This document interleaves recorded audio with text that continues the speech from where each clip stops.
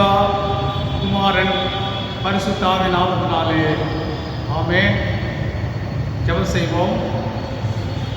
மகா உன்னதங்களில் மோசமாக இருக்கிறவர்கள் அன்பை தகப்பனே, நன்றியோடு கூட துதிக்கிறோம், ஸ்தோத்திரிக்கிறோம் ராஜா. இது இந்த அருமையான ஓய்வு நாளில் இருக்கிற நாங்கள் இறைமக்களாய் நீர் தெரிந்து கொண்ட ஜனங்களாக, நீர் பரிசுத்தத்துக்கு அளித்த உம்முடைய பரிசுத்த ஜாதியாக ஆண்டவரே, உடைய நாமம் விளையாடப்பட்ட நாமத்தை தெரிந்த மக்களாக உடைய சன்னிதானத்தில் வந்து தூதுகள் வந்திருக்கிற சுவாமி, எங்களை ஒவ்வொருவரை ஆட்கொள்கிறாக. விசேஷமாக வாலிப ஞாயிறு வழிபாடாக அனுசரிக்கல வாலிப பிள்ளைகளுடைய பங்கெடுப்புகளை கர்த்தர் ஆசீர்வதித்து கொடுக்கிறார். இந்த வழிபாடு முழுவதும் இந்த பரிசுத்த ஆவியான அசைவாடுதலை கட்டளிடுகிறார். வாலிப பிள்ளைகளை விசேஷமாய் நீர் ஆசீர்வதித்து உயர்த்த வேண்டும். இயேசு கிறிஸ்து மூலம் வேண்டிக் கொள்கிறோம் ஜீவன நல்ல தாமரை. ஆமென். கிறிஸ்துவுக்கு அன்பார்ந்தவர்களே, ஜெபத்திலே நான் குறிப்பிட்டது போல இந்த நாளை இளையோர் ஞாயிறு வழிபாடாக நாம் அனுசரிக்கின்றோம். சிஎஸ்ஐ சினாட் இளையோர் துறை தயாரித்து சிஎஸ்ஐ வேலூர் பேராயம் இளையோர் வாரியம் தமிழாக்கு செய்துள்ள வழிபாட்டு முறையை நாம் பின்பற்றிக் கொண்டிருக்கின்றோம் என்பதை அன்புடன் தெரிவித்துக் கொள்கின்றோம். ஆகவே இந்த வழிபாட்டின் முறை அன்போடு கூட அழைக்கின்றேன். குறிப்பாக வாலிப பிள்ளைகளை இந்த வழிபாட்டிலே பங்கு கொண்டு ஆண்டவரை உண்மையோடு ஆவியோடு தொழுது கொண்டு அதை ஆசீர்வாதங்கள் பெற்றுக்கொள்ள உங்களை அன்போடு கூட வாழ்த்தி வரவேற்கின்றேன். நாம் யாவரும் இந்த சிறப்பு வழிபாட்டிற்கு ஆரம்ப பாடலாக கடவுளுடைய நாம மகிமைக்காக பாமாலிலே 267வது பாடல், போற்றும் போற்றும் புண்ணியநாதரை போற்றும் என்ற பாடலை நாம் பக்தி பரவசத்துடன் பாடி கர்த்தருடைய நாமத்தை நாம் மகிமைப்படுத்துவோமாக. போற்றும் போற்றும் புண்ணியநாதரை போற்றும், வானோடி பாடவும் இன்பமாய் பாடினேயோ நாம சங்கீதனம் செய்ய மாந்தயாரோ பாடும் ஆனந்தமா நேசமே கரத்திலேந்து மாறே இயேசுநாத நம்மையும் தாங்குவார். போற்றோம் போற்றோம் தேவகுமாரனை போற்றோம், பாதுகாத்து நித்தமும் போஷிப்பார். போற்றோம் போற்றோம் புண்ணியநாதரை போற்றோம், பாவம் போக்க பாரினில் ஜென்மித்தார். பாடுபட்டு பிராணத்தியாகம் செய்து வானலோக வாசலை திறந்தார். மாதத்தார் ஸ்தோத்திரம் என்றும் என்றும் வாழ்க வாழ்க ஜெகத்து ரட்சகா. அருள்நாதா மாசனுகா பரஞ்சி வல்லநாதா கருணை நாயகா. போற்றோம் போற்றோம் புண்ணியநாதரை போற்றோம், வேணும் மண்ணும் இசைந்து பாடவும். போற்றோம் போற்றோம் மீட்பர் மகத்துவம் ஆட்சி செய்வார் நித்திய காலமோ. ஏகராஜா ஆட்சிமையோடு வந்து இயேசு சுவாமி பூமியில் ஆளுமே. லோகமேங்கோ நீதியின் செங்கோலை ஜோதியாக பாலனம் பண்ணுமே.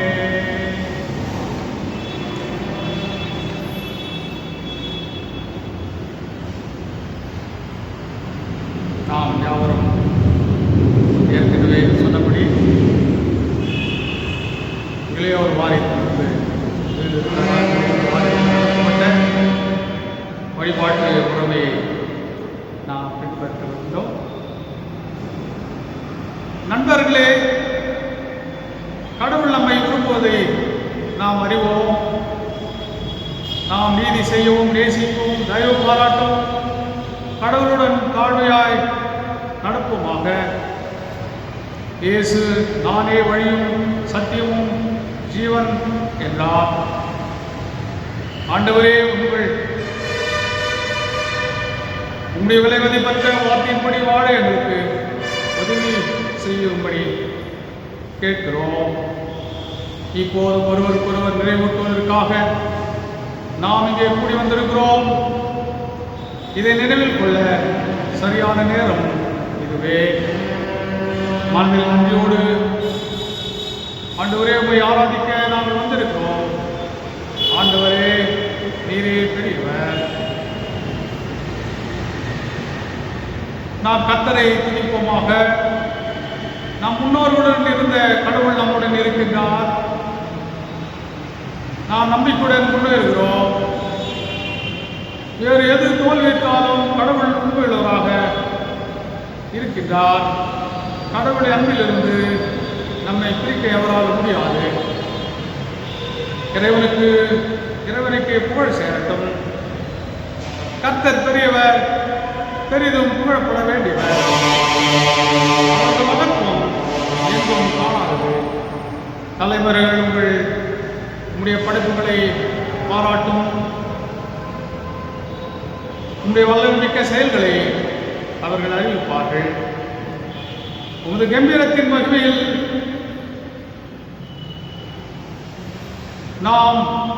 நாங்கள் அற்புதமான படைப்புகளில் நாங்கள் தியானம் செய்கிறோம். உமது அற்புதமான செயல்களில் வலிமை அறிவிக்கப்படுவதாக.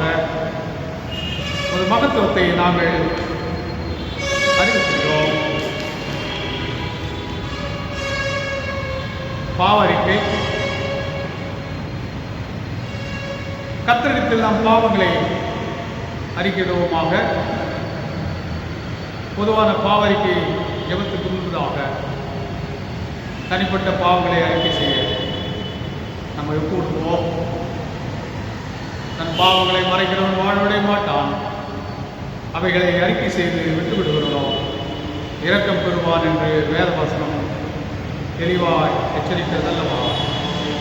அவர் மௌனமான நிலையில் நம்மை நாமே தாழ்த்தி தனிப்பட்ட பாவங்களை அறிக்கை செய்ய இந்த அற்புதமான வேலையை நாம் ஆண்டவர் சமூகத்தில் அடைத்து நாம் ஆதாயப்பட்டுக் கொள்வோம்.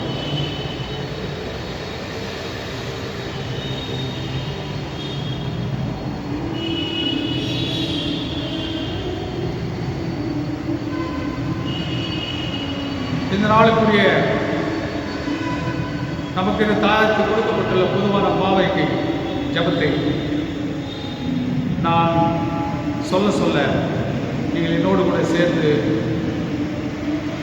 சொல்லி இந்த பொதுவான பாவறிக்கை நாம் தேவனுடைய சமூகத்தில் அர்ப்பணித்து அவருடைய கருத்திலிருந்து வரும் பாவ மன்னிப்பை நாம் பெற்றுக்கொள்வோமாக. அன்பு நிறைந்த பிதாவே, எங்கள் பாவங்களை ஒப்புக்கொள்வதற்கும் இந்த சமகால உலகில் எங்கள் மீட்பராகிய உண்மை எங்கள் வாழ்க்கையில் பிரதிபலிக்காமல் போனதற்கும் தீங்கானவற்றிற்கு அடிமைகளாகி போனதற்கும் நீதி, தயவு, அன்பு மற்றும் இரக்கத்துடன்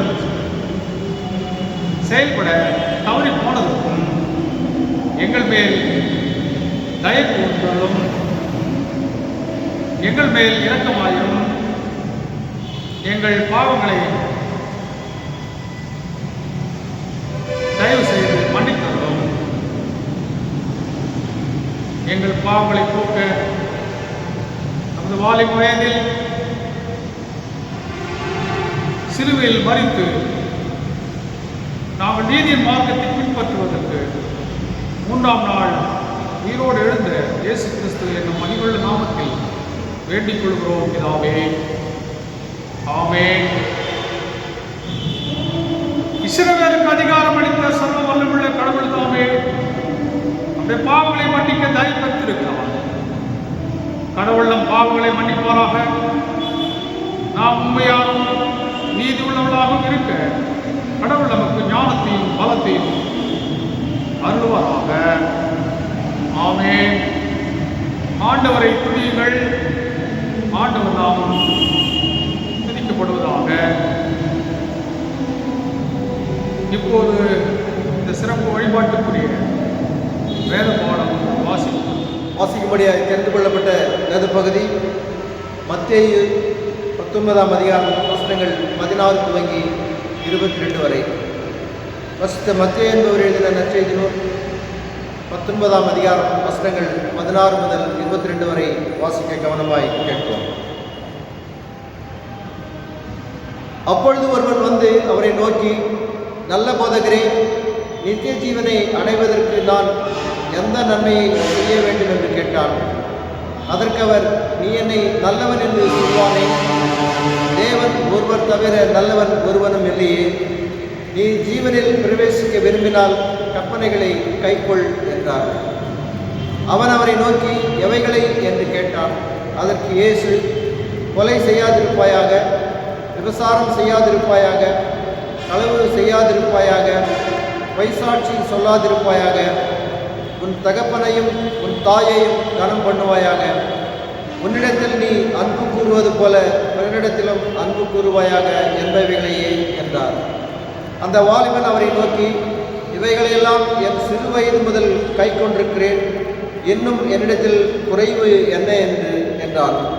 அதற்கு இயேசு, நீ பூரண சற்குணனாய் இருக்க விரும்பினால் போய் உனக்கு உண்டானவைகளை விற்று தரித்திரருக்கு கொடு, அப்பொழுது பரலோகத்தில் உனக்கு பொக்கிஷம் உண்டாயிருக்கும், பின்பு என்னை பின்பற்றி வா என்றார். அந்த வாலிபன் மிகுந்த ஆஸ்தி உள்ளவனாய் இருந்தபடியால் இந்த வார்த்தையை கேட்ட பொழுது துக்கப்படைந்தவனாய் போய்விட்டான் என்றார் என்பதை பாட முடிந்தது. கிறிஸ்துவுக்கு மகிமை உண்டாகும். அருளுரைக்காக நாம் சிறப்பு ஜெபத்திலே கடந்து செல்வோம். அன்பு நிறைந்த தகப்பனே,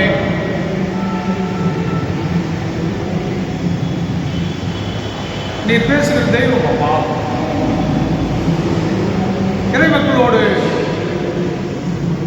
நீர் விசேஷமாக நீர் ஆலய பிள்ளைகளில் அக்கறை உள்ளவர். நாளிலே ஒரு விசேஷத்த கிருபையை அனுப்பி இந்த பிள்ளைகளுக்கு வேண்டிய வானத்தின் மன்னாவினாலே அவருடைய ஆன்மீகத்தை நீர் வளமாக்க வேண்டும் என்றும் உடைய வானத்தின் மன்னாவினால அவருடைய ஆத்மாவை திருப்திப்படுத்த வேண்டும் என்றும் இளைய சமுதாயத்தை ஆசீர்வதிக்க வேண்டும் என்றும் உண்மையை நம்பியிருக்கிற பிள்ளைகளை வாழ வைக்க வேண்டும் என்றும் சமாதானத்தில் நிரப்ப வேண்டும் என்றும் வார்த்தையை கொண்டு எங்களை ஆசீர்வதிக்க வேண்டும். இயேசு கிறிஸ்து போல வேண்டிக் கொள்கிறோம் ஜீவனுள்ள நல்ல தகப்பனே. ஆமென். ஆண்டவராகிய இயேசு கிறிஸ்துவின் இனிய நாமத்தில்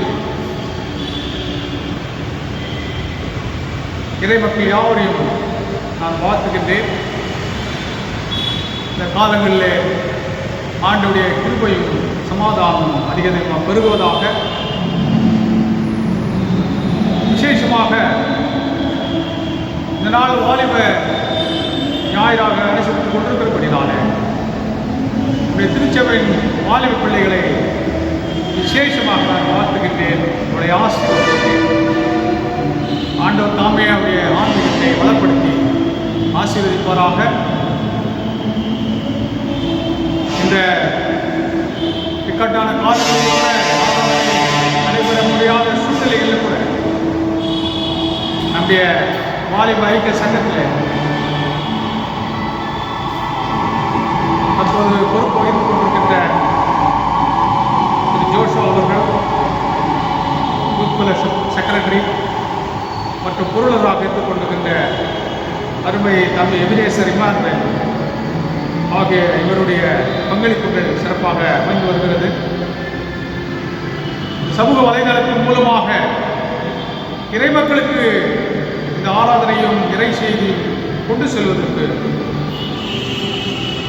இந்த வழிபாட்டு முறைகளை பதிவு செய்யவும்,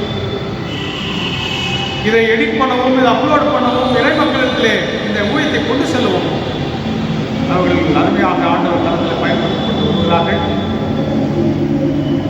மற்றும் ஒவ்வொரு வாலிய பிள்ளைகளும் சிறப்பாக அந்தந்த காலங்களிலே அவருடைய பங்களிப்புகளை கொண்டு வருகிறார்கள். ஒருவேளை இந்த கேட்டான காலங்களிலே அவருடைய பங்களிப்புகள் கொடுக்க முடியாத சூழ்நிலை இருந்தால் வருங்காலிலே பிள்ளைகளுடைய பங்களிப்புகள் சிறப்புடையதாக அமைய கர்த்தர் எல்லாம் கிருபை வரங்களை தந்துவருவாராக. இன்றைக்கு நமக்கு கொடுக்கப்பட்ட தியானிக்கு கொடுக்கப்பட்ட தலைப்பு இன்றைய உலகில் இளையோரின் ஆன்மீகம். இன்றைய உலகில் இளையோரின் ஆன்மீகம். ஒரு கேள்வியோடு கூட நாம் இந்த தியானத்திலே கடந்து செல்ல அழைக்கப்படுகிறோம். உண்மையான ஆன்மீகம் இது. குறிப்பாக வாலிப பிள்ளைகளுக்கு உண்மையான ஆன்மீகம் என்பது என்ன என்பதை கேள்விக்கு விடை கண்டு அதை தொடர்ந்து நாம் இந்த நாளுக்கு கொடுக்கப்பட்டுள்ள தியான பொருள், அதற்கான வேத பாகங்கள், அதன் அடிப்படையிலான தியானங்கள் இவர்களை நாம் கடந்து செல்வோம். இன்னைக்கு நம்முடைய ஆன்மீக வாழ்க்கையிலே ஜெபம் செய்கின்றோம், ஆராதனை கலந்து கொள்கின்றோம், ஒழுங்காக ஆலயம் செயல்பாடுகளில் நாம் நம்மை பங்கெடுத்துக் கொள்ள செய்கின்றோம், ஏழைகளுக்கு உதவி செய்கிறோம், தெய்வீக அன்புகளை பெற்றுக் கொடுக்கிறோம். இப்படி பலருக்கு பலவிதமான காரியங்கள் ஆன்மீகமாக நாம் எடுத்துக்கொள்கிறோம். ஆனால் இது முடிவல்ல என்பதுதான் இந்த நாளில் கருத்து. இதுவே ஆன்மீகத்தின் முடிவல்ல. இதெல்லாம் நம்முடைய ஆன்மீகத்தின் தொடக்கம் என்றுதான் நான் சொல்றேன். அப்போது உண்மையான ஆன்மீகம் என்பது என்ன என்று நாம் பார்க்கும்போது, ஆண்டுடைய சிந்தனையிலிருந்து வெளிப்பட்ட வசனத்தின் அடிப்படையிலே நாம் அதை கண்டுகொள்ளும். உண்மையான ஆன்மீகம் என்ன? அது மிக 6:8 நாம் பார்க்கிறோம். மனுஷனே நன்மை என்னதென்று உனக்கு அறிவித்திருக்கிறார். நியாயம் செய்து இரக்கத்தை சிநேகித்து தேவனுடைய சமூகத்தில் தாழ்மையாய் நடப்பதுமே அல்லாமல் வேறு எண்ணத்தை ஆண்டவர் கேட்கிறார். இதுதான் இந்த 3 கூறுகள் ஆன்மீகத்திற்கு மிக மிக முக்கியமான பொருளாக அமைந்துள்ளது. நியாயம் செய்வது, இரக்கத்தை சிநேகிப்பது, தேவனுடைய சமூகத்தில் தாழ்மையாய் நடந்து கொள்வது. இந்த இதுதான் இன்றைக்கு வழங்கப்படுகின்ற அருளுரையில் ஒரு ஃப்ரேம்வொர்க், அல்லது இந்த கட்டத்துக்குள்ளாக தான் நாம் இந்த நாளின் செய்தியை தியானிக்க அழைக்கப்படுகிறோம். முதலாவது ஆதியாகமம் 41 அதிகாரம் 37-43 வரை உள்ள வசனங்களை நாம் தியானிப்போமானால் யோசேப்புடைய ஆன்மீகத்தை அங்கு அறிந்து கொள்ளலாம். எவ்விதமாக அவன் நியாயம் செய்வதில் அவன் ஆன்மீகம் வெளிப்பட்டது, எவ்விதமாக அவன் இரக்கத்தை சிநேகித்ததில் அவனுடைய ஆன்மீகம் வெளிப்பட்டது, எவ்விதமாக தேவனுக்கு முன்பாக தாழ்மையாக நடந்து கொண்டான் என்பது அவனுடைய ஆன்மீகம் வெளிப்பட்டது என்று சொல்லி நாம் பார்க்கிறோம். முதலாவது நியாயம் செய்வதில் யோசேப்புடைய ஆன்மீகத்தை நாம் தியானிப்போமானால்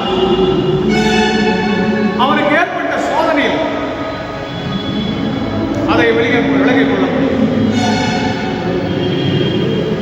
இந்த தன்னுடைய எஜமானுடைய மனைவி யோசேப்பின் மேல் ஆசை வைத்து அங்கே தவறு செய்யும்படி அங்கே அழைக்கப்படும் போது யோசேப்பு எவ்விதமாக தன் எஜமானனுக்கும்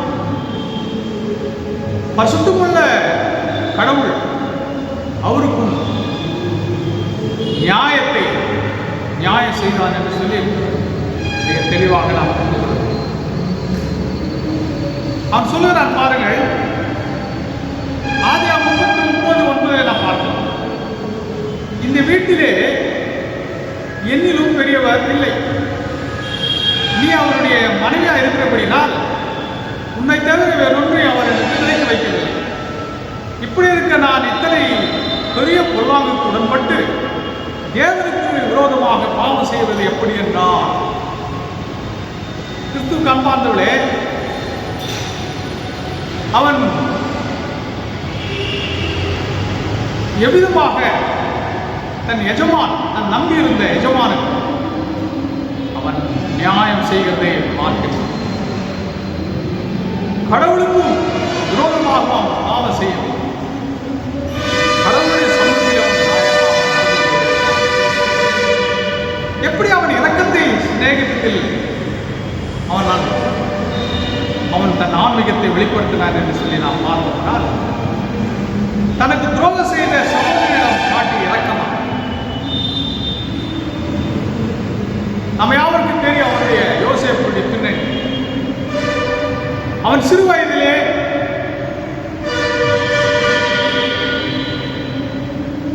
அவன் தகப்பனார் அவனை அதிகமாக நேசித்தார். நம்ம அனைவருக்கும் தெரியும்ப்பா, அந்த 12 பேர் 12 புத்திரங்கள், 12 பேர்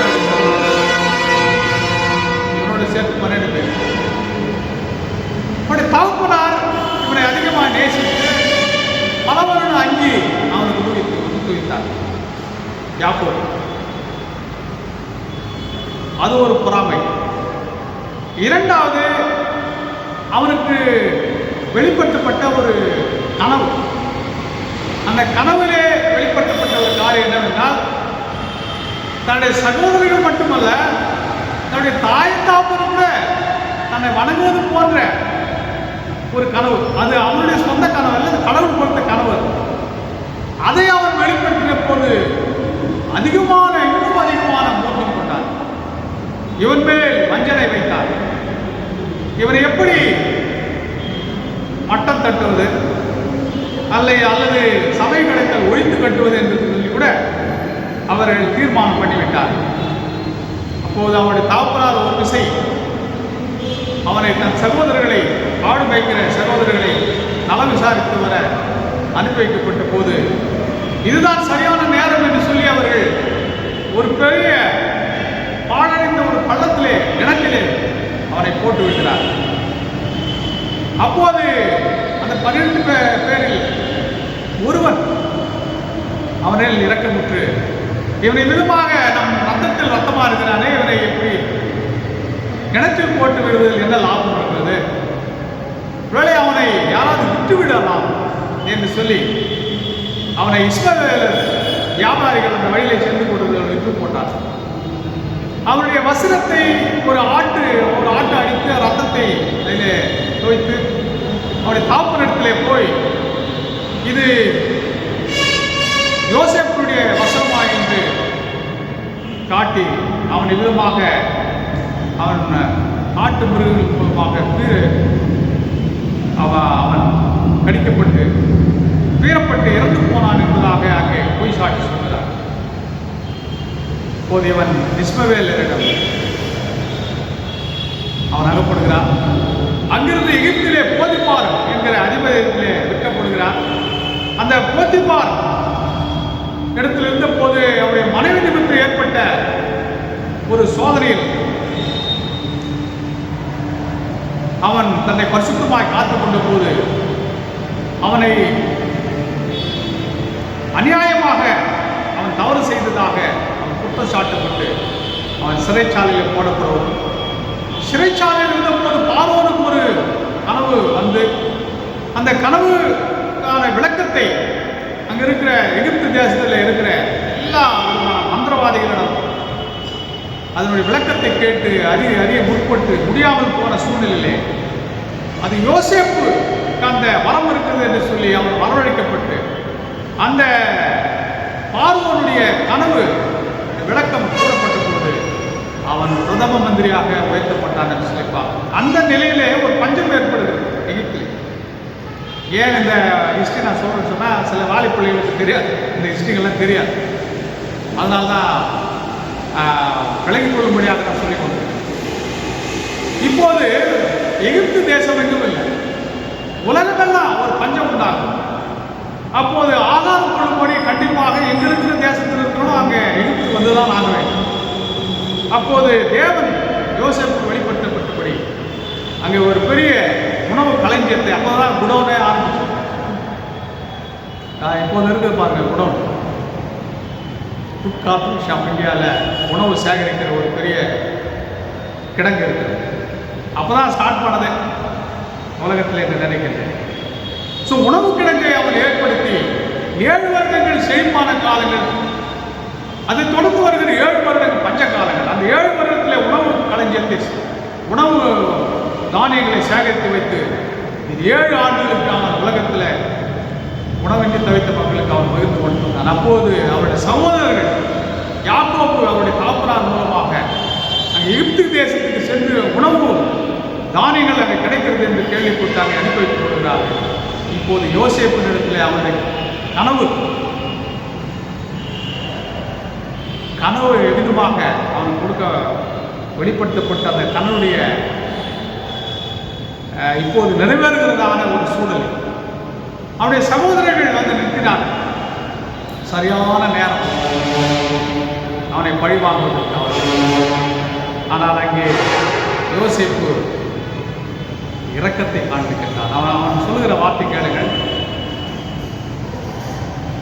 ஆதியாகமம் 45:5 அவன் பேசுகிறான். என்னை இடத்தில் மறுபடி விட்டு போட்டதினால் நீங்கள் சஞ்சலப்பட வேண்டாம், அது உங்களுக்கு விசனமாயும் இருக்க வேண்டாம். ஜீவரட்சணை செய்யும்படிக்கு தேவனை முன்னே அனுப்பினார். சகோதரர்கள் இவன் யோசேப்பு வந்து அறிந்து கொண்டு பயந்தே போகிறார். இனி அவ்வளவுதான் நம்ம முடிந்து போனது நமக்கு அது. ஏன்னா அவனை நாம் அனைவரும் சேர்ந்துதான் குழியிலே போட்டு விட்டோம். நாம் அனைவரும் சேர்ந்துதான் இஸ்மவேல் இடத்துல விட்டு போட்டோம். அவன் பல பாடுகளுக்குள்ளாக கடந்து சென்றதற்கு நாம் காரணமாயிருந்தோம். இப்போது சரியாக அகப்பட்டு விட்டோம், நம்மை நிச்சயமாக வழிதீர்ப்பான் என்று யோசித்துக் கொண்டிருக்கிறார். அந்த சூழலில் தான் யோசேப்பு தன் இரக்கத்தை காண்பிக்கின்றார். இவ்விடத்தில் மறுபடி விட்டு போட்டதினால் நீங்கள் சஞ்சலப்பட வேண்டாம், அது உங்களுக்கு விசனமாயும் இருக்க வேண்டாம். ஜீவரட்சணை செய்யும்படிக்கு தேவனை உங்களுக்கு முன்னே அனுப்பினார். கிறிஸ்து அன்பான நியாயம் செய்ததில் அவருடைய ஆன்மீகம் வெளிப்பட்டது. இரக்கத்தை சிநேகித்ததில் அவருடைய ஆன்மீகம் வெளிப்பட்டது. மூன்றாவது, தேவனுக்கு முன்பாக தாழ்மை நாம் நடந்து கொள்கிறதையும் அவருடைய ஆன்மீகம் வெளிப்படுகிறது. பாருங்கள், அது தொடர்ந்து தன் தாப்பனாரையும் சகோதரர்களையும் அவன் வரவழைத்து எகிப்திலேயே கோசேன் நாட்டிலே குடியமர்த்திருந்தான். அவருடைய தாப்பனார் சில காலங்களுக்கு பிற்பாடு மரித்து போகிறார். இப்போது மீண்டும் சகோதரர்களுக்கு பயம் உண்டாகும். தகப்பனார் இல்லாத நிலையிலே நம்ம நிச்சயமாக யோசேப்பு நம்மை வழி தீர்த்து விடுவார் என்று அவர் பயந்து போய் அவர்கள் இன்னும் ஒரு ஆளை விட்டு அனுப்புகிறார். அப்போது அவருக்கு சொல்லி ஏற்பட்ட வார்த்தை என்ன தெரியல. ஆதியாகமம் 50:17 ஆகையால் உங்களுடைய தாப்பனுடைய தேவனுக்கு ஊழியக்காரராகிய நாங்கள் செய்த துரோகத்தை மன்னிக்க வேண்டும் என்று அவனுக்கு சொல்ல சொன்னார்கள். அவர்கள் அதை யோசேப்புக்கு சொன்ன போதோ அவன் அழுதான்.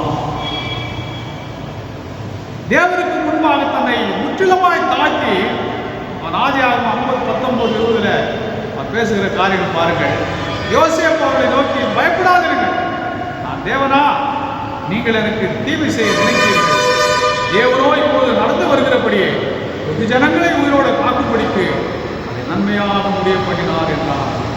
கர்த்தருக்கு பிரியமானவர்களே, தேவனுக்கு முன்பாக தாழ்மையாய் நடந்து கொள்கிறார். இதுதான் மனுஷனே எண்ணத்தை இடத்தில் கேட்கிறார். நியாயம் செய்து இரக்கத்தை சேகித்து தேவ தாழ்மையாய் நடந்ததுமே இல்லாமல் எண்ணத்தை இவருக்கு கேட்கிறார். பிலிப்பியர் 3:1-16 உள்ள வசனங்களில் பவுலின் ஆன்மீகத்தை நாம் பார்ப்போம்.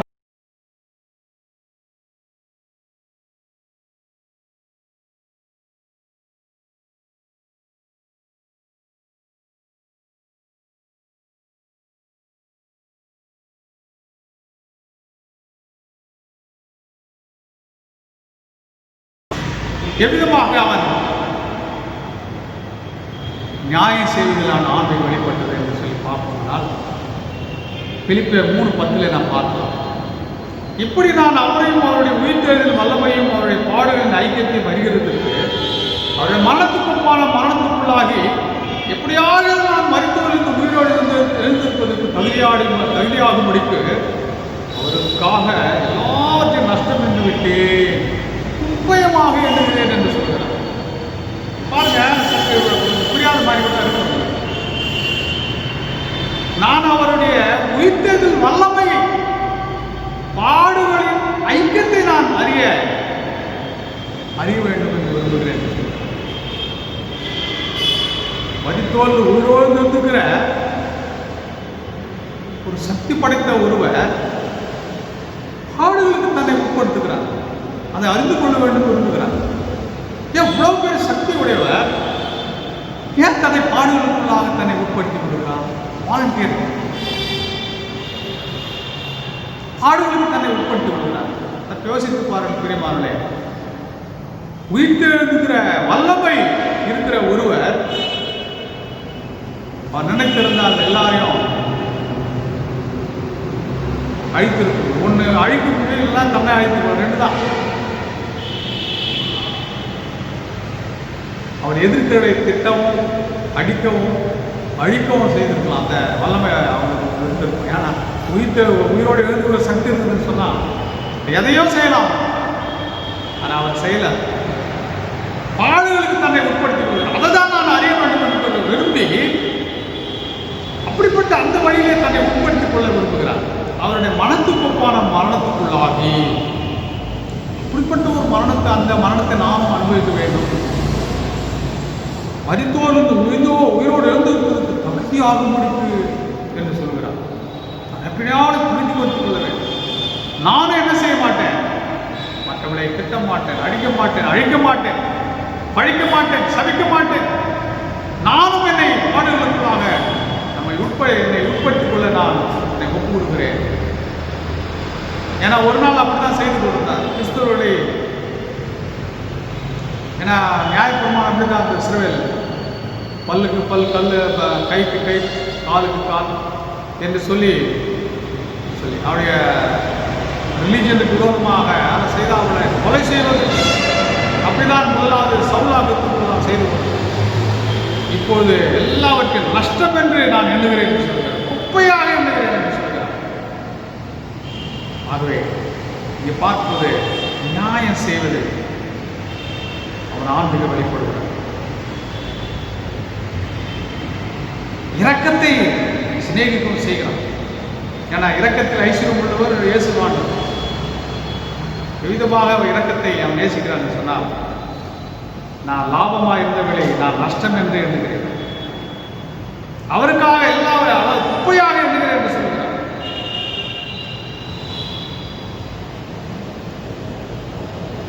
இதுதான் அந்த இரக்கத்தில் ஐஸ்வர்யம் உள்ளவரை நேசிக்கிற காரியத்திலே தன் ஆன்மீகத்தை வெளிப்படுத்துகிறார்.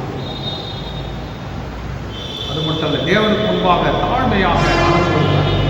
நான் அடைந்தாயிற்று என்று நான் எண்ண மாட்டேன்.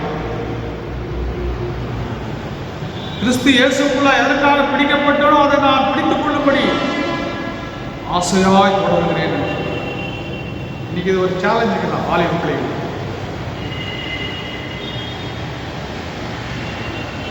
அதாவது எனக்கு எல்லாம் எனக்கு கிடைச்சிச்சு, அவர் அப்படி சொல்ல, நான் அடைந்தாயிற்று என்று நான் முற்றிலும் தேடினான்னு சொல்ல மாட்டேன். நான் ஒவ்வொரு நாளும் 10 தேடிக் கொண்டிருக்கிறேன். இன்னைக்கு இது ஒரு சேலஞ்சிங் ஒரு விஷயம். வாலிப பிள்ளைகள் அடைந்தாயிற்று நான் சொல்ல மாட்டேன், இதை பிடித்துக் கொண்டேன் என்று நான் சொல்ல மாட்டேன். இன்னானவர்களை மறைந்து முன்னானவர்களை நான் தேடுகிறேன். தேவனுக்கு முன்பாக தன்னை காத்து தேவனுக்கு முன்பாக தேவனுடைய சமூகத்திலே தன் ஆன்மீகத்துக்கு நியாயம் செய்வது அதை ஒப்புடுகிறார். கடைசியாக நான் பார்க்கும்போது மத்தேயு 19:14-22 ஒரு ஐஸ்வர்யவானுடைய ஆன்மீகத்தை பார்த்தோம்னா அவன் நியாயம் செய்வதை தோற்று போடுகிறான். அதாவது முதல் நித்திய ஜீவன சுகத்துக்குள்ள நான் என்ன செய்ய வேண்டும் என்று கேட்கிறான். ரொம்ப ஆச்சரியம். ஆலை பிள்ளைங்க நித்திய ஜீவனை குறித்து அது ஆசைப்படுறது பெரிய விஷயம். ஆனால் ஆசைப்படுறேன் நித்திய ஜீவனை சுகத்துக்குள்ள நான் என்ன செய்ய வேண்டும், ஏப்பா நியாயப்பிரமாணத்தை கை கொடுப்பா என்று சொல்லி அதை ஒன்றும் அடுக்கடுக்க கூட சொல்றார். தாய் தாப்பனை கனம் பண்ணு, பேச்சாலை செய்யாத, பொய் சாட்சி சொல்லாத, திருடாத, பொருளை செய்யாத. ஐயா நான் சிறு வயதிலிருந்தே அதை செய்கிறேனே. அப்போ இன்னும் ஒரு குறைவு உண்டு. நீ போய் உனக்கு உள்ளது எல்லாவற்றை விட்டு தரித்தெடுத்து கொடுத்து விட்டு என்னை பின்பற்றி வாங்க சொல்கிறார். 2வது 6 கற்பனையை கை கொண்டிருக்கிறான். ஆனால் முதல் 4 கற்பனை அவனால் கை கொள்ள முடியும். ஏன்னா கடவுள் தேவனாக கர்த்தரிடத்தில் முழு இருதயத்தோடு முழு மனத்தோடு அன்பு கூறு என்று சொல்லப்பட்டிருக்கிறார். இப்போ அவன் மிகுந்த ஆஸ்தியுள்ளவனாக இருந்தபடினால அவன் விசனப்பட்டு துக்கமுகமாய் போய்விட்டான் என்று சொல்லிப்பான். ஸோ கடவுள் கொடுக்க வேண்டிய இடத்துல அவனுடைய ஐஸ்வர்யத்தை வச்சுட்டான். அவன் பாருங்க நியாயம் செய்வதற்கு தோற்று போனான். இரக்கத்தை சிநேகிப்பதுக்கும் அவன் தோற்று போனான். இரக்கத்தில் ஐஸ்வர்யம் உள்ளவரே நேராக இருக்குங்க. பவுலப்போஸ்தலன் நேரடியே இல்லை. ஏசாவை நேரடியாக பார்க்கலாம். ஆனால் இவன் நேரடியாக இரக்கத்தில் ஐஸ்வர்யம் நேரடியாக தரிசித்துக் கொண்டிருக்கிறான். பேதுரு அவர் யார் என்று அறிந்து கொண்டிருந்தாங்க. ஜீவனுள்ள தேவனுடைய குமாரனாக கிறிஸ்து என்று அறிக்கையிட்டான். சமாரிய ஸ்ரீ நீதான் மெசியா என்று அறிக்கையை செய்து ஊராருக்கு அறிவித்தார். சகேயு இயேசு ஆண்டவரை கண்டு கொண்டு நான் அநியாயமாக இதை வாங்கியிருந்தால் நாளத்தில் திருப்பி கொடுக்கிறேன்னு சொன்னான். ஆனால் இரக்கத்தில் ஐஸ்வர்யம் உள்ளவர் நேரடியாக முன்னாடி நின்றிருக்கிறாரு. அவன் விசனம் அடைந்து மிகுந்த ஆசீர்வாதமாக இருந்தபடினால விசனம் அடைந்து அவன் துக்கமுகமாய் போய்விட்டான் என்று சொல்லிப்பார். இதுக்கு ஏசாமி கிட்ட வந்து ஒன்றும் ஆசீர்வாதமே வாங்காத போனவங்கள ஒரே ஒருத்தன் அவனுமா இருக்கும்னு நினைக்கிறேன். அந்த ஐஸ்வர்யவான் தான் ஒரே ஒரு மனிதன். அவர்கிட்ட வந்து எதுவுமே வாங்காத வெறுங்கையோட போனான். அவரிடத்துல பாருங்க தேவனுக்கு முன்பாக தாழ்வடையவும் அவன் விருப்பமில்லை. நித்திய ஜீவனை அடைய ஆசைப்பட்டான். நான் முயற்சி செய்வேன். பெருமையாக பேசுகிறான். நான் சிறு வயதிலிருந்து நான் கை கொடுக்கிறேனே. விசனம் அடைந்தவனாக துக்கமுகமாய் போய்விடுகிறவனாக. அதுக்காக நான் இயேசு சொன்னார், ஒட்டகம் தேவனா ஊசிருக்காத நோயாளர் ஐஸ்வர்யவான் தேவனுடைய ராஜ்யத்தில் பிரவேசிக்க முடியாது. ஒருவேளை அந்த ஐஸ்வர்ய சம்பந்தரை அவன் கண்டு கொண்டிருந்தால் அவனை அதை விட நூலத்திலே கச்சிருக்கவன். அவன் சொன்னார் பார் ஏசா, என் சுவிசேஷ நிமித்தமாக ராஜ்யத்தின் நிமித்தமாக ஏதாவது இழந்தால் இம்மையிலும் மறுமையிலும் 100 அவன் பங்கடைவான்னு சொல்லியிருந்தான். ஒருவேளை அவன் ஆசையை நான் சேர சாமி நீ சொல்லிட்டீங்க அப்படின்னு சொல்லி ஒருவேளை அவன் சொல்லியிருந்தான்னா அவனுக்கு 100 இன்னும் ஆஸ்தி கொடுத்துருக்கான். அவன் துக்கமடைந்தவனாக அவன் போய்விட்டான். பாருங்க, இந்த உலகத்தை நம்பி அவன் போய்விட்டான். அந்த ஜீவாதிபதி அவன் விட்டுவிட்டான். இன்னைக்கு கிறிஸ்து அன்பார்களே, நாம் இந்த நாளின் இறைச்செய்தியை நாம் முடிக்கின்றோம்.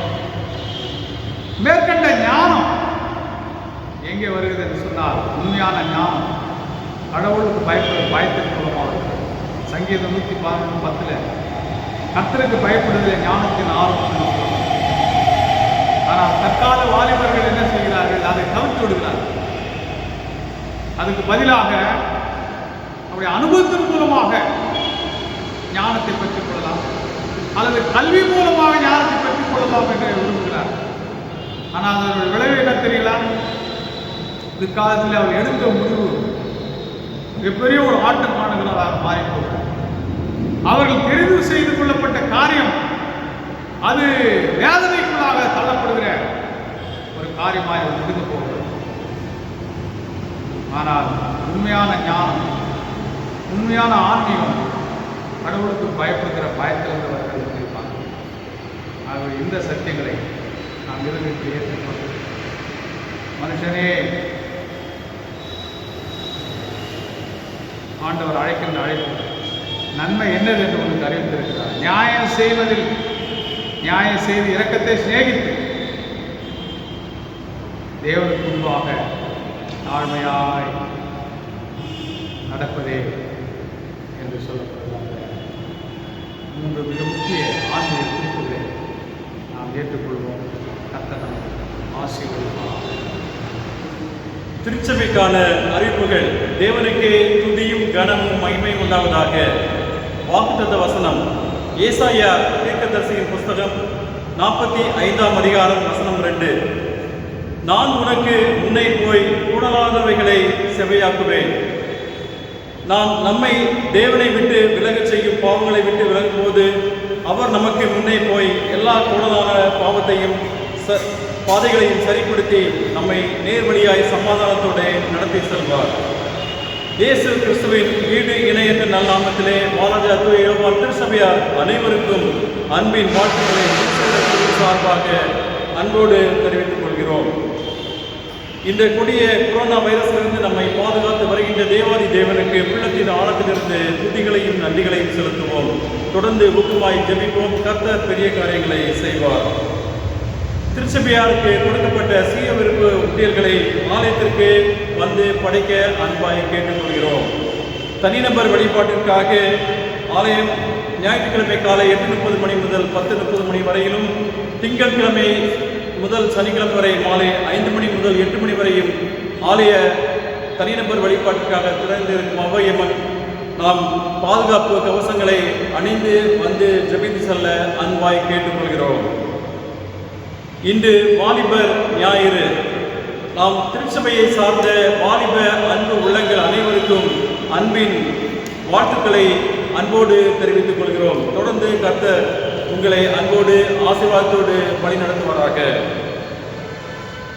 கடந்த 15/10/2020 வியாழக்கிழமை காலை 11 மணி அளவிலே நமது வாலாஜா அம்பேத்கர் நகர் பகுதியிலே உள்ள ஏழை எளிய மக்களுக்காக நமது தென்னிந்திய திருச்சபை செனாட் சேவா சங்கத்தின் சார்பாக 20 நபர்களுக்கு 10 கிலோ அரிசி மற்றும் மளிகை பொருட்களுக்கு வழங்கப்பட்டது. அதோடு நமது திருச்சபையை சார்ந்து மூலமாக 10 கிலோ அரிசி மற்றும் 20 மளிகை பொருட்கள் 20 குடும்பங்களுக்கு ஆக மொத்தம் 40 குடும்பங்களுக்காக நலத்திட்டங்களை கொடுத்து உதவினோம். அவ்வமையம் கிழக்கு வட்டார தலைவர் ரெவரண்ட் டி கேப்ரியல் அவர்களும், கிழக்கு வட்டார செயலாளர் திரு சாம் பொன்னையா அவர்களும், நமது ஆயர் ரெவரண்ட் டி பால்ராபர்ட் கென்னடி அவர்களும், நமது பொருளர் திரு எஸ் ஆபிரகாம் அன்புலன் அவர்களும், திரு இளங்கோ அவர்களும் கலந்து கொண்டு சிறப்பித்தார்கள். அதற்கு உதவியாக இருந்து செயல்பட்ட திரு ராஜா, திருமதி சாந்தி சம்பத் அவர்களுக்கு திருச்சபையின் சார்பாக அன்பின் நன்றிகளை அன்போடு தெரிவித்துக் கொள்கிறோம்.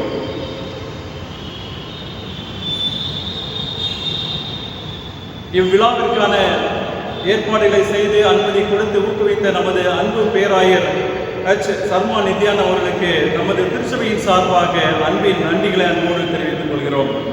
இந்த இக்கட்டான சூழலில் நம்மை அன்போடு வழிநடத்தி வருகின்ற நமது ஆயர், பொருளர், குருசேகர குழு உறுப்பினர் அனைவருக்கும் அன்பின் நன்றிகளை அன்போடு தெரிவித்துக் கொள்கிறோம். ஆராதனைகளை ரெக்கார்டிங் செய்து அதை ஒளிபரப்பு செய்து வருகின்ற குருசேகர குழு உறுப்பினர் திரு ஜி எபனேசர் இமானுவேல் மற்றும் திரு ஜே பிரதீப் ஜாஸ்வா அவர்களுக்கு அன்பின் நன்றிகளை அன்போடு தெரிவித்துக் கொள்கிறோம். ஆண்டவருடைய வார்த்தை கேட்ட நாம் இந்த நாளில் அதற்கென்று சிறப்பாக தயாரித்து கொடுக்கப்பட்டுள்ள விசுவாச பிரமாணத்தை நான் ஒன்றாக நிதானமாக வாசிக்கின்றேன். ஆகவே நீங்களும் என்னோடு கூட அந்த விசுவாச பிரமாணத்தை என்னோடு கூட சேர்ந்து சொல்லி அறிக்கை செய்யணும். விண்ணையும் மண்ணையும் படைத்த எல்லாம் வல்ல கடவுளை நம்புகின்றேன். அவரது ஒரே திருமகனும் நம் ஆண்டவருமாகிய இயேசு கிறிஸ்துவையும் நம்புகின்றேன். அவர் தூய ஆவியார் மூலமாக அந்நிய மரியாதையில் கருப்புட்டு பிறந்தார். பொந்திய பிலாத்துவின் காலத்தில் பாடுபட்டு சிலுவில் அறையப்பட்டு இறந்து அடக்கம் செய்யப்பட்டு பாதாளத்தில் இறங்கினார். 3ஆம் நாள் மரித்தோரிடத்திலிருந்து எழுந்து விண்ணகமேறி கடவுளின் வலப்பக்கம் வீற்றிருக்கிறார். அவ்விடத்திலிருந்து மரித்தோரையும் உயிருள்ளவரையும் நடுத்தீர்க்க திரும்ப வருவார். தூய ஆவியாரை நம்புகிறேன். பொதுவாக இருக்கின்ற தூய திருச்சபையும் தூயோரின் கூட்டுறவும் பிழை பொறுப்பும் உடல் உயிர்ப்பும் மெய் வாழும் உண்டென்று நம்புகிறேன். ஆமென். இப்போது திருச்சபைக்குரிய அறிவுறுக்கு நமது செயலாளர் மூலமாக கொடுக்கப்படும். இப்போது வாலிபர்களுக்கான சிறப்பு மன்றாட்டு ஜெபத்திலே நாம் கடந்து செல்வோம். சர்வ வல்லமுள்ள கடவுளே, இந்த ஆசீர்வதிக்கப்பட்ட நேரத்தில் தெளிந்து திருச்சபை இளையோராய் ஒன்றிணைந்து நாங்கள் உங்களிடம் நன்றியுடன் வருகிறோம். மாறாத வார்த்தையின்படி வாழ எங்களுக்கு உதவி புரியும். எங்கள் வாழ்வின் ஒழுக்கமாகவும் விவேகமாகவும் இருக்க உதவி செய்து வருவதற்காக நன்றி கூறுகின்றோம். அவர் தம்முடைய அதிசயமான கிரிகளை நினைவு கூறும்படி செய்கின்றார். கர்த்தர் இரக்கமும் மனமுருக்கமும் உடையவராக இருக்கின்றார். எங்கள் படைப்பாளரான கடவுளே, உங்களுடைய படைப்பின் பொறுப்பான காரியதரிசிகளாக இருந்து அதை பாதுகாக்க எங்களுக்கு உதவி செய்கிறேன். அதனால் எதிர்கால தலைமுறையினர் உங்களுடைய கைவேலைகளின் நன்மையை அனுபவிக்கிறார்கள். குழப்பமான நிச்சயமற்ற தன்மைக்கு இடையில் பெருகி வரும் கோவிட்-19 தொற்று நோய் சூழ்நிலையில் இளைஞர்கள் சவால்களை எதிர்கொள்ளும் சாத்தியங்கள் மற்றும் விசுவாசத்தில் உறுதியுடன் இருக்க பிரார்த்திக்கின்றோம். எங்கள் மீட்பராம் கடவுளே, சமூக துயரத்தை எதிர்கொள்வது மற்றும் வேலையின்மை, பொருளாதார பாதுகாப்பின்மை, கல்வி பின்னடைவு, குடும்ப வன்முறை மற்றும் மனசோர்வுடன் போராடும் இளைஞர்களுக்காக நாங்கள் பிரார்த்திக்கின்றோம். அவர்கள் ஆன்மீகத்தின் மூலம் புத்துயிர் பெற உதவி செய்யும். எங்கள் மீட்பராகிய கடவுளே, போதைப் பொருள், மத அடிப்படைவாதம், பயங்கரவாதம், மனித கடத்தல், ஆபாச படங்கள் மற்றும் பிற தவறான ஏமாற்று பொறிகளில் சிக்கி தவிக்கும் இளைய தலைமுறைகளுக்காக நாங்கள் ஜெபிக்கிறோம். ஒடுக்குமுறைகளிலிருந்து அவர்களை விடுவித்து காத்தருளும் ஆண்டவரே. தாயும் தந்தையுமான கடவுளே, உம்மை போலவே மற்றவர்களையும் கவனிக்கவும் நேசிக்கவும் எங்களுக்கு உதவி செய்கிறோம். பாதிக்கப்பட்டவர்களை அடையாள காலம் அடையவும் எங்களுக்கு உதவி செய்யும். ஆவியானவரை பெற்று அதை உலகத்திற்கு ஒளிர செய்ய எங்களுக்கு உதவி செய்யும். எங்கள் கடவுளே, தென்னிந்திய திருச்சபைக்காக நாங்கள் உண்மை கொள்கிறோம். மேலும் ஒன்றிணைகின்ற திருச்சபையின் சாட்சியாக இருக்க எங்களுக்கு உதவி புரியும். தென்னிந்திய திருச்சபை பிரதம பேராயர், பிரதம பேராயர், அலுவலர்கள், பேராயர்கள், வெவ்வேறு துறை இயக்குநர்கள், ஆயர்கள், டீக்கன்கள், திருச்சபை பணியாளர்கள், மிஷனரிகள், சகோதரிகள் மற்றும் அனைவரும் நல்ல இருதயத்தையும் தூய்மான மனசாட்சியும் தர மன்றாடுவோம்.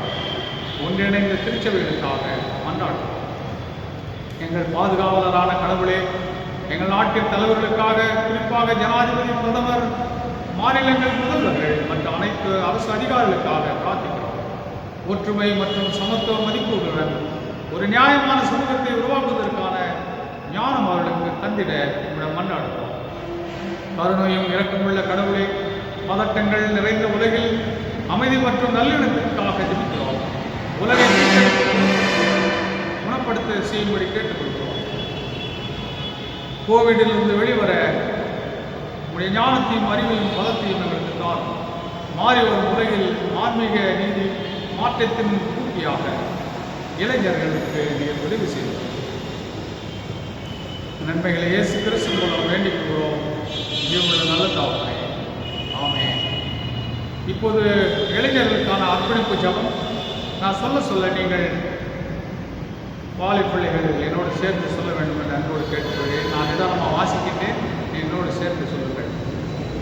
எல்லா ஞானத்திற்கும் அறிவிற்கும் ஆதாரமான என் கடவுளே, உடைந்த எங்கள் இதயங்களை உம்மிடம் அர்ப்பணிக்கின்றோம். எங்களை ஏற்றுக்கொள்ளும். மன்னிப்பு மற்றும் நல்லிணக்கத்தின் முகவர்களாக ஒற்றுமையாகவும் உறுதியுடனும் சீரழியும் உலகை எதிர்கொள்ள எங்கள் இதயங்களில் புகுத்தப்பட்ட எங்கள் ஆன்மீகத்தை நாங்கள் தக்க வைத்துக் கொள்ள எங்களுக்கு உதவி செய்யும். தற்கால உலகில் இளைஞர்களின் ஆன்மீகம் தெய்வீகமாகவும் நன்கு நிறுவப்பட்டதாகும். கிறிஸ்து இயேசுவின் கோவிட்-19 நோய் காரணமாக கடினமான சூழ்நிலைகளை சமாளிக்க எங்களுக்கு உதவி செய்யும். திருச்சபை பணிகளை நாங்கள் சீராக செய்யவும் விடப்பட்டிருக்கிற ஊழியங்களை மீட்டெடுக்கும். நாங்கள் எங்கள் வழிகளிலும் வாழ்விலும் மிகப்பெரிய மாற்றங்களை ஏற்படுத்த உதவி செய்யும். ஒரு விருப்பத்தின்படி நடக்க எங்களுக்கு இவ்விடம் அர்ப்பணிக்கிறோம். செம்மையும் சீர்திருத்தமும் புதுப்பித்துக்கொள்ளும் தியாக சாட்சியாக எங்களை மாற்றிடும். நன்மைகளை அவற்றை இயேசு கிறிஸ்து மூலம் வேண்டிக் கொள்கிறோம். ஜீவன நல்ல தாவரே, ஆமென். தொடர்ந்து நாம் பொதுவான ஜெபத்தில் கடந்து செல்வோம். அன்பின் நிறைந்த கர்த்தாவே, நியாயத்தை செய்யவும் இரக்கத்தை சிநேகிக்கவும் உடைய சமூகத்தில் மனத்தாழ்மையாக நடந்து கொள்ளவும் உதவி செய்யும். வாலிப பிள்ளைகள் இப்பாடங்களை யோசேப்பு மூலமாகவும் பவுலின் மூலமாகவும் சங்கீதத்தின் மூலமாகவும் கற்றுக்கொண்டவர்களை அபியாசம் பண்ண கிருபை செய்துள்ளோம். இந்த இக்கட்டான காலகட்டங்களில் சவால்களையும் வாலிப பிள்ளைகள் எதிர்கொண்டு ஜெயித்து காட்ட உதவி செய்யும். வாலிப பிள்ளைகள் மூலமாக சமூக வலைதளங்கள் மூலம் ஊழியம் நடைபெறுவதற்கு உதவியாக இருக்கிற இந்த பிள்ளைகளை ஆசீர்வதிக்கும். எதிர்காலத்தில் வாலிபர் மூலம் சிறந்த திருப்பணியில் நிறைவேற உதவி செய்துள்ளோம். கோவிட்-19 சூழல் கட்டுக்குள்ளாக சீக்கிரத்தில் கொண்டு வரப்படவும், தேவாலயங்கள் ஆராதனைகள் துவங்கப்படவும் உதவி செய்கிறார்கள். மத்திய மாநில அரசுகள் கோவிட்-19 சம்பந்தமாக எடுத்து வரும் நடவடிக்கைகள் அனைத்தும் மக்களுக்கு பயனுள்ளதாக அமைய உதவி செய்யும். உலக நாடுகளும் ஞானமாய் சூழலை கையாள உதவி செய்யும். அல்லற்படுகிற சமுதாயத்துக்கு உலக திருச்சபைகளும் உள்ளூர் திருச்சபைகளும் செய்கிற நண்பர்களை ஆசீர்வதிக்கும். உன் அன்பு பலமாக இது மூலம் மற்ற மக்களோடு பகிரப்படுவதாக. இந்த நாளில் கூட அன்பின் ஆண்டவரே, பிறந்த நாள் மற்ற திருநாள் கொண்டாடுகிற பிள்ளைகளுக்காக வேண்டி நிற்கின்றோம். நீ தயப்பூர்த்து இறங்கிடும். அப்படி வாழ்க்கையை போதுமானவராயிரும். இழந்தவைகளை அவளுக்கு மீட்டுக் கொள்ளும். இது இக்கட்டான காலங்களிலே ஞானமாய் கையாண்டு இந்த காலம் கொள்ளாதவா இருக்கிறபடியால் காலத்தை பிரயோஜனப்படுத்திக் கொள்ள ஞானம் விருதித்து கொடுத்துள்ளோம். நல்ல சூழ்நிலை ஜீவனை காலம் தீர்க்காயசை கற்பித்தாலும் எல்லா நன்மைகளும் கொண்டு குறையக்கூடாமல் பிள்ளைகளை ஆசீர்வதி. திருச்சபையில் இருக்கின்ற பெரியோர் சிறியோர் பெண்கள் ஆண்கள் எதிர்கொண்டு வர சவால்களை மேற்கொள்ள உதவி செய்வாங்க. விசுவாசத்தில் கலந்து போகாது, விசுவாசத்தில் பலப்படுத்தும் சம்பந்தப்பட்ட ஊழியங்களிலே அவளை முன்னேறி செல்ல உதவி செய்யும். இது அநேகரை நீதிக்குட்பட்டுகிறவர்கள் ஆகாய மண்டலத்தில் உள்ள நட்சத்திரங்களைப் போல ஜொலிப்பார்கள் என்ற வேத வசனத்துப்படி பிள்ளைகளை முன்திருத்த அபிஷேகத்தோடு இந்த நாளில் கூட கஷ்டத்தோடு கண்ணீரோடு துக்கத்தோடு துயரத்தோடு வேதனையோடு பல துன்பங்களோடு பல இன்னல்களோடு மன சஞ்சலங்களோடு மன கிளேசங்களோடு சந்தோஷமின்றி சமாதானமின்றி உடைந்த உள்ளத்தோடு காணப்படுகிற பிள்ளைகளை ஆனால் இருப்பார்கள். இந்த சனம் பொழுதிலே நீர் அவர்கள் மத்தியிலே எழும்பி உடைய ஆணி பாய்ந்த கரைத்து அவர் சிரசின் மேல் வைத்து அவளை ஆசீர்வதி. இந்த தெய்வீக தொடுதலையும் விடுதலையும் சந்தோஷ சமாதானத்தை நித்திய ஜீவனை காட்டுகின்றனர். ஆளுகைக்குள்ளால் முற்றிலுமாக சிஎஸ்சி பாலாஜா தூய யோவான் ஆலய குடும்பத்தை முற்றிலுமாக கருத்தினால் ஊக்குவிச்சிருக்கிறோம். காத்துக்குள்ள வயது ஆசீர்வதி. விசேஷமாக வாலிய பிள்ளைகளை ஒவ்வொருவரை தரித்தின பேர்வராய் தொட்டு ஆசீர்வதி. ஒருவரை கெட்டுக்கும் போது பிதாவுடைய சுத்தம் அல்ல. அதே ஒவ்வொரு பிள்ளையும் எழுந்து பிரகாசம் ஒளி வந்தது எழுந்து பிரகாசி என்ற வேற வசனப்படி பிரகாசிக்க சேர்க்கிறார். நன்மைகளை அவருக்கு இயேசு கிறிஸ்து மூலம் மிக தாழ்மையோடு கேட்கிறோம். நல்ல பிதாவே, ஆமென். நாம் யாவரும் சேர்ந்து ஆண்டோடைய ஜெபத்தை எடுப்போம். பரமண்டலில் இருக்கிற எங்கள் பிதாவே, உடைய நாமம் பரிசுத்தப்படுவதாக, உடைய ராஜ்யம் வருவதாக, உடைய சித்தம் பரமண்டலில் செய்யப்படுவது போல பூமியிலே செய்யப்படுவதாக. எங்களுக்கு வேண்டிய அன்புள்ள ஆகாரத்திற்கு எங்களுக்கு தான். எங்களுக்கு விரோதமாய் குற்றம் செய்கிறவர்களுக்கு நாங்கள் மன்னிக்கிறது போல எங்கள் குற்றங்களை எங்களுக்கு மன்னித்தது. எங்களை சோதனைகள் பிரவேசிக்க பண்ணாமல் தீவனை எங்களை ரட்சித்துள்ளோம். ராஜ்யமும் வல்லமையும் மகிமையும் ஆமென்.